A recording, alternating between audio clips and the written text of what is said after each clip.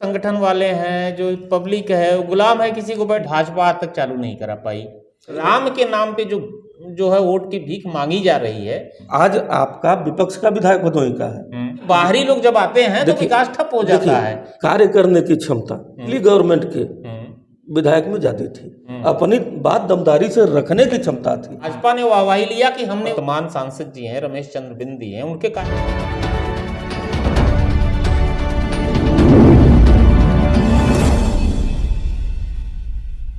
आज हमारे साथ सीधी बात में शामिल हैं जदयू के जिला अध्यक्ष सर्वेश राय जी। सर्वेश राय जी, आपका स्वागत है। सर्वेश राय जी ने 95 से राजनीति में कदम रखा था और अभी तक जदयू से जुड़े हुए हैं।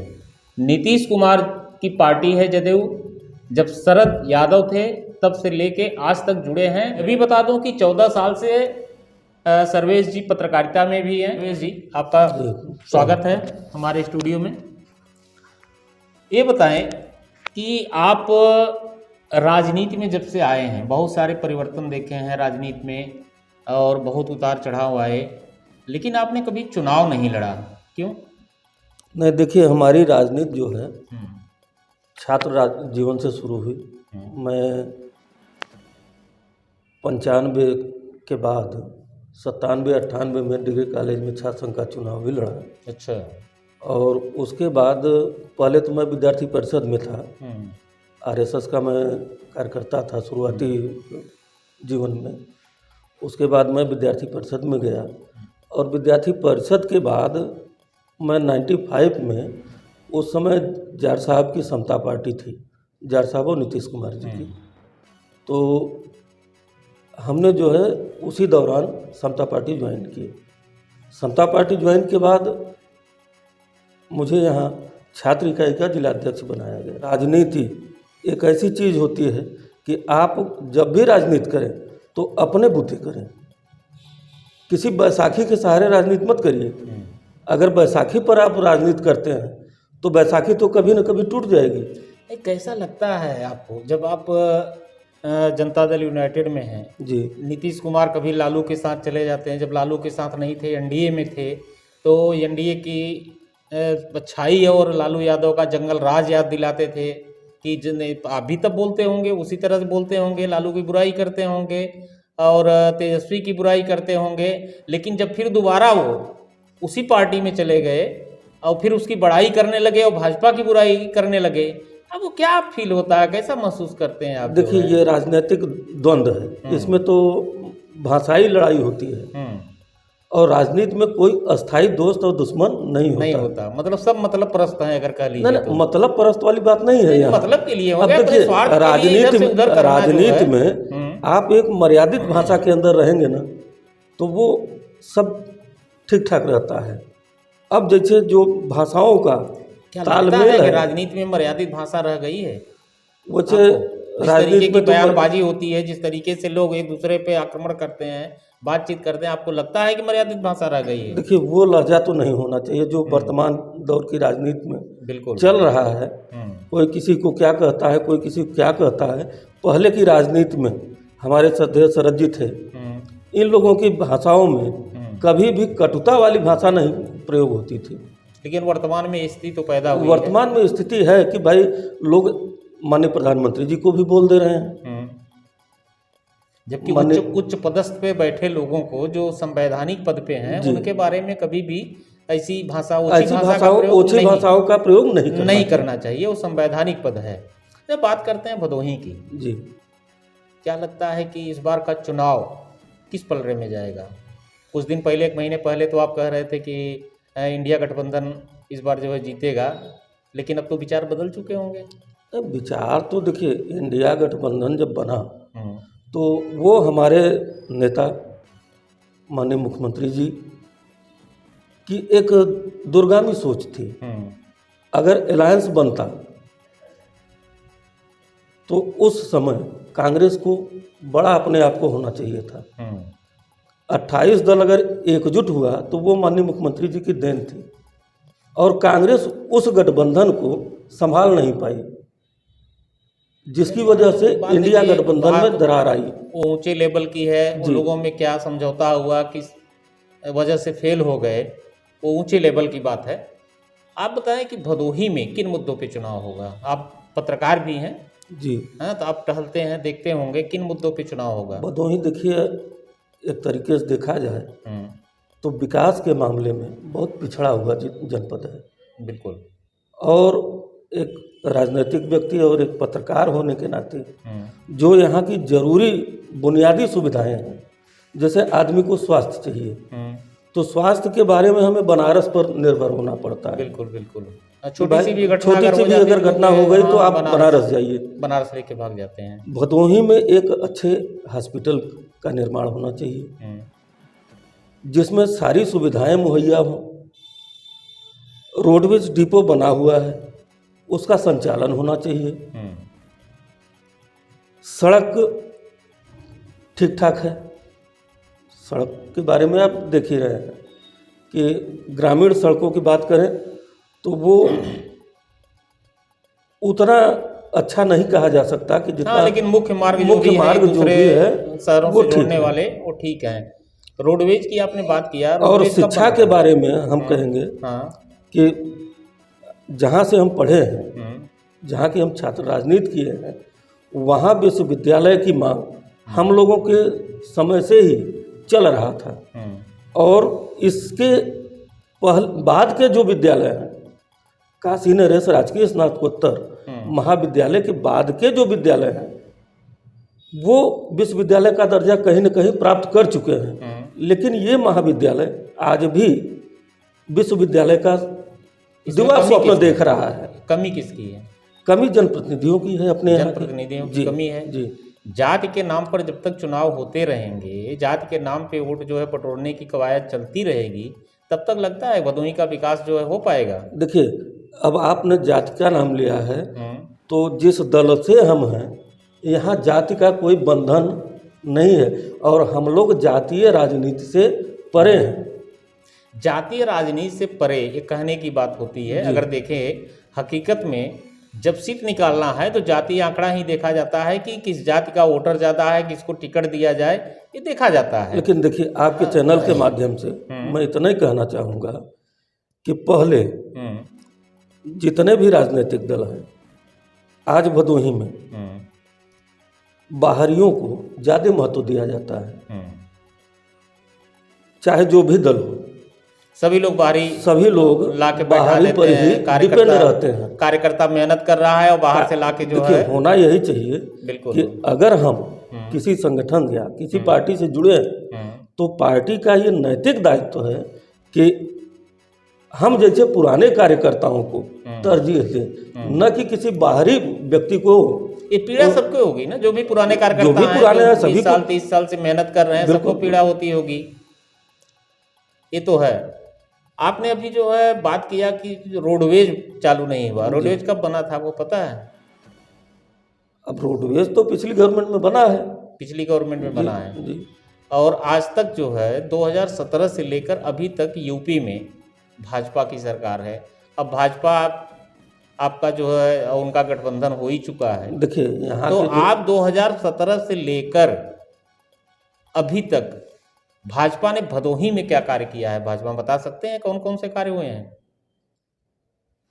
भदोही में सोचना पड़ रहा है देखिए, आपको। सोचना पड़ेगा। हैं? भदोही के बारे में सोचना पड़ेगा। आप सोचिए दरअसल में देखिए, हाँ, होता क्या है कि अगर आपका जमीनी कार्यकर्ता वहाँ सदन में जाएगा तो उसे यहाँ की भौगोलिक स्थिति का पूरा ज्ञान होता है। और पार्टी के लोग, मतलब यहाँ के जो संगठन वाले हैं, जो पब्लिक है, वो गुलाम है, किसी को बैठा दो तो पार्टी के गुलाम बने हुए हैं। बिल्कुल। विकास के बारे में यहाँ की जनता सोच रही है ना, प्रतिनिधि सोच रहे हैं। हमारी आपकी जो चर्चा हो रही है, हाँ, अभी तक तो यहाँ भागदौड़ वाली राजनीति हुई है। हमारी जो पार्टी है बहुत छोटे में है। फिलहाल हम यहाँ 2012 में भी चुनाव लड़े, 2022 वाला इलेक्शन में भी लड़े, 2014 लोकसभा भी लड़े। तो हम जब 2014 लोकसभा लड़े तो हमने अपने कार्यकर्ता को टिकट दिया। ये मायने नहीं रखता कि जीत और हार। नहीं, वो बिल्कुल तो पार्टी का। सही बात है। आपने अपने कार्यकर्ता का टिकट, हम बात विकास पे कर रहे थे। आप ये देखिए, रोडवेज की बात हुई। जी। रोडवेज जो है भाजपा सरकार के पहले पहले ही बन बना है। चुका था, जी। लेकिन भाजपा आज तक चालू नहीं करा पाई। आप एमबीएस पे बिल्डिंग बनी, जी। पहले की सरकार में बनी है। सीएससी पे बिल्डिंग बनी, पहले की सरकार में बनी है। सूर्यावा में बिल्डिंग बनी, पहले की सरकार में बनी है ना। आवासीय विद्यालय अभोली में बना, पहले की सरकार में बनी है। लेकिन निर्माण तो हो गया। जो भी योजनाएं आप अगर देखिए, या तो सपा में आई या तो बसपा। बड़ी योजनाएं भाजपा पर सड़क, नाली, खड़ंजा, इसके अलावा आज तक आप जिक्र भी नहीं कर सकते कि इतने दिनों में 2017 से लेके जो है आज तक, और 2014 लोकसभा से लेके आज तक भाजपा ही जो है सरकार में है। लेकिन भाजपा में ऐसा कोई कार्य नहीं किया है। तो किस बूते पे वो चुनाव में आ रही है? बस इसी बूते पे कि हम जाति आंकड़ा फिट कर देंगे, जाति हिसाब से प्रत्याशी उतार देंगे, बाकी वोटर जो है राम के नाम पे वोट देगा ही। ये राम के नाम पे जो है वोट की भीख मांगी जा रही है। राम हमारी आस्था के प्रतीक है, हम राम का वो नहीं करते हैं। लेकिन क्या चुनाव केवल प्रतीकों की राजनीति बन गया? कभी हम राम के नाम पे वोट देंगे, कभी काशी विश्वनाथ के नाम पे वोट देंगे, कभी मथुरा के नाम पे वोट देंगे। विकास की बात आती है तो भदोही में विकास जीरो हो जाता है, शून्य हो जाता है। मैं आपकी बात से सहमत हूँ कि भदोही में विकास के नाम पर शून्य हो जाता है। तो यहाँ के जो जनप्रतिनिधि लोग हैं उनको न ये बात शासन तक पहुँचाना है। सरकार आपकी है, सदन में आप जाके बैठते हो, चाहे वो औराई के माननीय विधायक हों, चाहे ज्ञानपुर के माननीय विधायक हों, है तो सत्ता पक्ष के ही माननीय विधायक। नहीं, 5 साल तो देखिए भदोही 5 साल रहे ना, 22 तक तो रहे। आप देखिए भदोही की बात कर रहे हैं, आज आपका विपक्ष का विधायक भदोही का है, ये आवाज उठाते हैं। मान लीजिए आवाज इन्होंने उठाया तो सहमति में आप भी तो बोल सकते हैं कि भाई हमारे यहाँ औराई में ये दिक्कत है, भदोही में ये दिक्कत है, ज्ञानपुर में ये दिक्कत है। तो जिला तो है, जनपद तो है ना अपना। अगर मान लीजिए यही विश्वविद्यालय ज्ञानपुर में बन जाएगा तो विकास तो जिले का हुआ, बिल्कुल हुआ, जिले के लोगों का हुआ, बिल्कुल हुआ। आज हॉस्पिटल यहाँ बना हुआ है, संचालित हो जाए 100 शैय्या वाला, तो उसका लाभ तो जिले के लोगों को ही नहीं मिलेगा, लोगों को मिलेगा। बमनौटी में आपके पावर हाउस बन रहा था, वो भी जो है बसपा सरकार में ही शुरू हुआ था, वो भी जो है अधर में लटका हुआ है। पिपरिस में पॉलिटेक्निक कॉलेज जो है बन रहा था, वो भी अधर में लटका हुआ है। तो भाजपा तो सारे कामों को अधर में लटका दे रही है। भाजपा ने नहीं लटकाया ना, किसने लटकाया भाई? अगर भाई देखिए जो भी काम रुके पड़े, ठप पड़े, वो बीच के ही सरकारों में, पिछली ही सरकारों में कहीं गबन का मामला आया, कहीं निर्माण नहीं, आप जो है एक बात बताइए, गबन के नाम पे, भ्रष्टाचार के नाम पे आप 2014 से लेकर, चलिए 2014 छोड़ दीजिए, वो केंद्र का मामला है, लेकिन 2017 से तो प्रदेश में सरकार है ना भाजपा की। तो 2017 से लेके 2024 आ गया, यानी 7 साल हो गए। 7 साल में आप जो है भ्रष्टाचार की जांच नहीं कर पाए, दोषियों को जेल नहीं भेज पाए, काम उसी पे रुका हुआ। वो पैसा किसका है?